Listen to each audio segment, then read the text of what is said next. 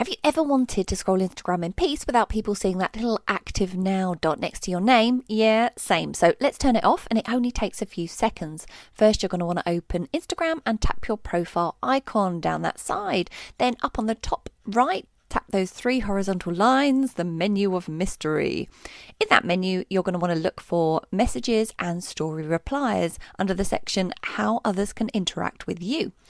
Tap messages and story replies. In there, you'll find show activity status. If the toggle is on, it will look bright white or perhaps blue sometimes. Tap it once so it switches off or goes grey. Boom! Once it's off, no one can see when you're online or your last active time.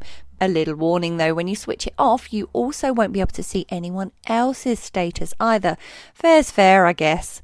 But while we're here, we can also turn off read receipts if you don't want people knowing you've opened their messages. Just one more way to browse on your own terms. So that's how you hide Active Now on Instagram. Quick, easy and perfect if you'd rather reply when you want to, not when Instagram says you're online. If that's helped you out, give us a quick like and subscribe for more short tutorials that actually get to the point. Thanks so much for watching. I look forward to seeing you in the next video. Bye bye.